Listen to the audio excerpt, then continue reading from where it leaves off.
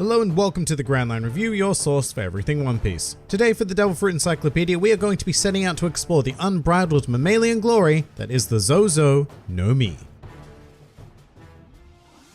The Zozo no Mi is a Zoan-type fruit that allows its user to transform into a mighty elephant as well as an elephant-human hybrid, or an elephant, whatever you are hybrid, because in this particular case, the Zozo no Mi was consumed by a sword. Yes, you heard correctly, a sword. A sword that post-consumption became known as Funkfried, and is currently wielded by Spandam, which made its debut in the series during the Enies Lobby arc. Alright, most One Piece fans should be pretty familiar with the etymology of this fruit, thanks to the wonderful island of Zo, which is the Japanese word for elephant. As a result, both Viz and Funimation went with the classic translation of the elephant fruit, which seems rather reasonable. However, plot twist, because as of volume 81, Viz, for reasons, decided to change this naming scheme to the Elef fruit. I mean, I get that saying elephant is a mouthful, but yeah, I'm not so sure about that move, especially since it does its best effort to ruin my upcoming etymological fun fact. Essentially, when romanized in a certain way, the Zozo no Mi's name becomes the shortest of all canonical devil fruits, while its English translation, the elephant fruit, is the longest name of all canon fruits, barring model names of course. But alright, stepping into the detailed powers of the fruit, I think it's very important that we distinguish the type of elephant one becomes, which appears to be an Asian elephant. We can tell this because Funkfried's ears look like a map of India, whereas for comparison, the ears of an African elephant look like the continent of Africa, which is insanity. But as an Asian elephant, you now have the capacity to become one of the world's largest land animals, being 2 to 3 meters tall and weighing anywhere from 2 to 5 tons. So the user of this fruit would become an incredible beast, receiving immediate superhuman strength, as Asian elephants can do insane things, like haul loads of 3 to 4 tons or lift a 300 kilo log with nothing but their trunk. Although I guess their trunk is the only thing they could use to lift. Not only that, but the user of the Zozo no Mi can achieve this power without sacrificing any kind of speed. In fact, the user gets a huge speed boost as well, as Asian elephants are capable of running at up to 40 kilometers per hour, which isn't technically running, I guess, because there is no point where all 4 of their feet leave the ground, so it's more like ambling. A very terrifyingly quick ambling, but an ambling nonetheless. There's also the benefit of added endurance to the robust nature of elephants, whose skeletons account for roughly 20% of their total body weight, much more than us pesky humans, whose skeletons make up a measly 10%. On top of that, elephant skin can be between 2.5 to 3 centimeters thick, making you much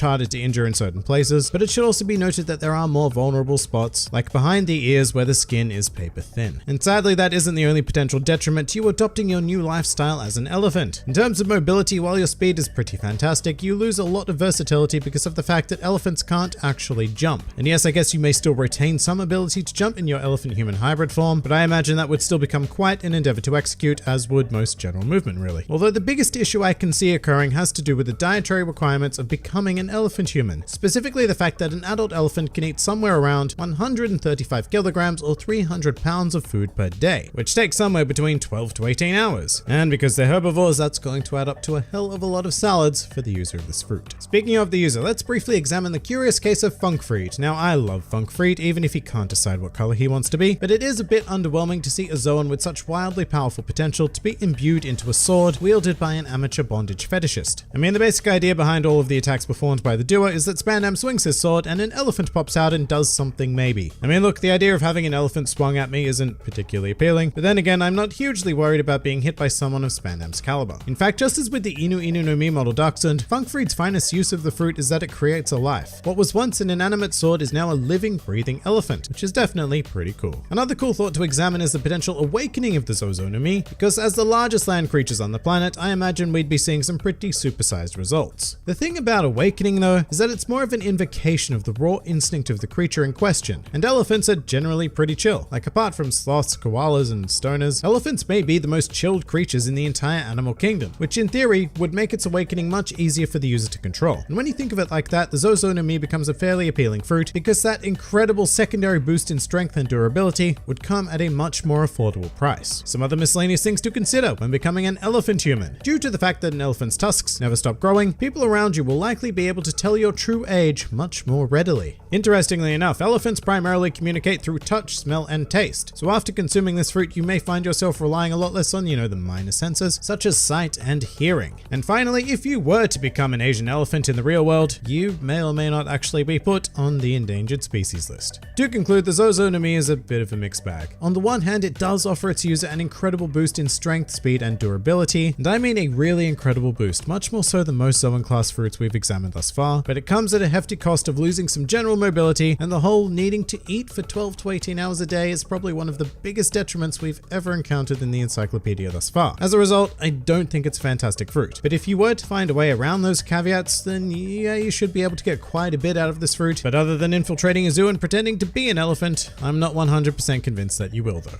And with that, we are going to commit the Zozo no Mi to the Devil Fruit Encyclopedia. Next week, we'll be staying within the animal kingdom in order to examine the fruit held by CP9 Agent Jabra, the Inu Inu no Mi model wolf. If you enjoyed this video and the content this channel produced in general, then please do consider donating to the Grand Line Review Patreon, because the support of all of you amazing people is what continues to make this channel possible. Also do check out my Teespring store if you're interested in shirts, hoodies, and other miscellaneous items, with the proceeds going directly to support the channel as well. And if you'd like to join the fun at any time, then please do head over to my Discord server, where a wide array of shenaniganry takes place on a daily basis. And finally, please do comment with your thoughts on the Zozo no Mi. This has been the Grand Line Review, and I'll see you next time.